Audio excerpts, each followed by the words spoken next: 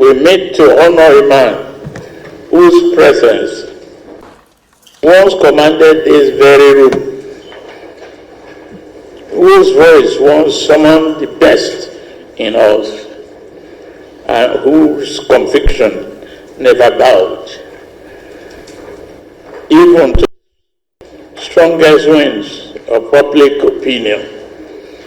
President Muhammadu Buhari, GCFR, former head of state and former president of the Federal Republic of Nigeria, has gone to rest. He was first among soldiers in war, first among citizens in peace, and first without ambition or flattery in the heart of his fellow citizens. Yet it was in the quiet and unadorned settings of his private life that his true greatness was revealed. Pious, without show, just without cruelty, humane without sentimentality, temperate without coldness, and sincere without guile. Steady in posture and spirit, dignified in bearing, and commanding in his very presence. His example guided all who surrounded him. Still, it endures. To his peers, he was respectful and without pretense. To those who served under him, he was kind without condescension. And to those whom he loved most intimately, he was unfailingly tender, loyal, and good. His life was a rebuke to vice and a refuge for virtue. The purity of his private character gave radiance to the discipline and integrity of his public service. Even in death, he maintained the serenity that defined him in life. Not a sigh, not a groan, just a quiet submission to the will of God. Such was the man Nigeria has lost. Such was the man for whom our nation now mourns. President Buhari's life was one of austere honor. He stood always ramrod straight, unmoved by the temptation of power, unseduced by applause, and unafraid of the loneliness that often visits those who do what is right, rather than what is popular.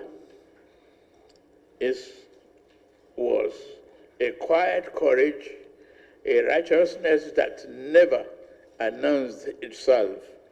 His patriotism was lived more in action than in words. His life traced the arc of Nigeria's journey. Born before the independence, he became a young soldier in the struggle to keep our nation whole. In war and in peace, he served with the vigilance and determination as if the task of watching over Nigeria has been assigned to him alone. From the battlefield to the corridors of power, he remained faithful to the task. He governed the northeastern state and stood as head of state. Years later, is returned to the chair to chair the Petroleum Trust Fund, which he administered with Spartan rigor and complete fidelity to the public good. Yet, with all that he had achieved, his most enduring legacy will be carved in democracy, in a time when men had lost hope that change was possible. Muhammadu Buhari put his faith in the people of this country. We stood together, he and I, alongside others, drawn from across the political spectrum, regions and tongues. We formed an alliance that enabled Nigeria to experience the first true democratic transfer of power from one ruling party to another. When he was sworn in as our party's first elected president, he led with restraint, governed with dignity, and bore the burden of the leadership without complaint. Those who knew him most intimately understood that the authority of that exalted office never changed him. In the face of pressure, he remained calm. In the face of crisis, he remained resolute. In the face of triumph, he remained modest. Most remarkably, he retained his jovial spirit. When his tenure ended, he returned to Dara, not to command from the shadows or to hold court, but to live as he always had, never seeking to impose his will, but content to let others carry the nation forward. President Buhari was not a perfect man. No leader is. But he was, in every sense of the word, a good man, a decent man, an honorable man. His record will be debated, as all legacies are, but the character he brought to public life, the moral force he carried, the incorruptible standard he presented will not be forgotten. His was a life lived in full service to Nigeria and in fidelity to God. Now he rests, and we who remain must carry the memory of life as a standard to guide us. Let us honor him, not only with words, but with humility in power, discipline in service, compassion in governance, and fearlessness in the pursuit of justice. Our Tuesday, July 15th, 2025.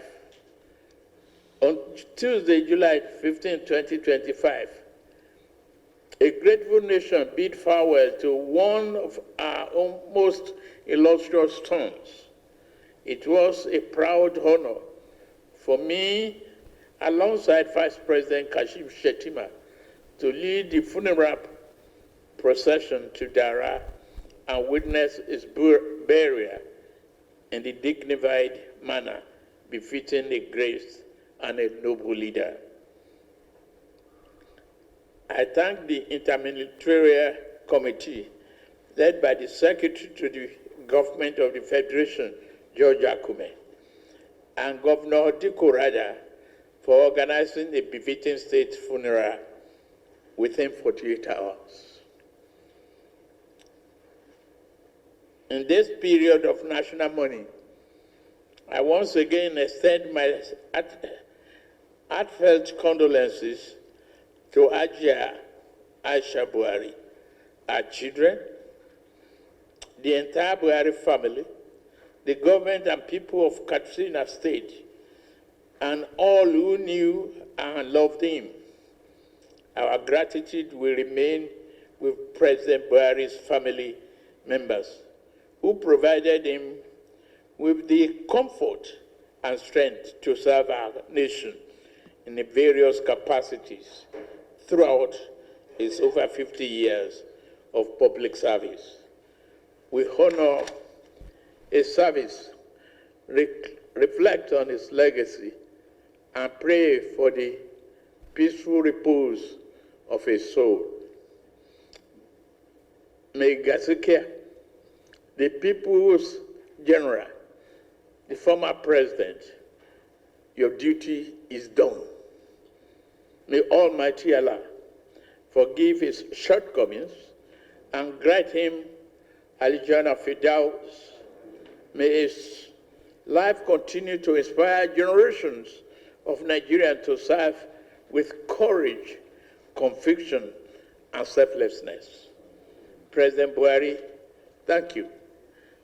Nigeria will remember you. Thank you very much.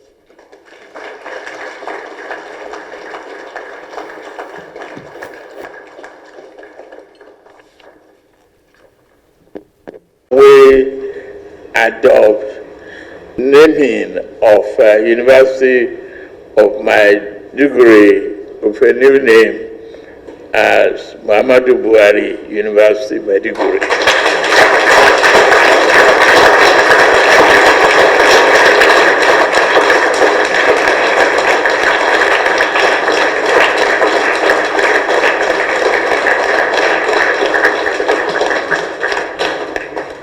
Thank you very much. Now the prayers.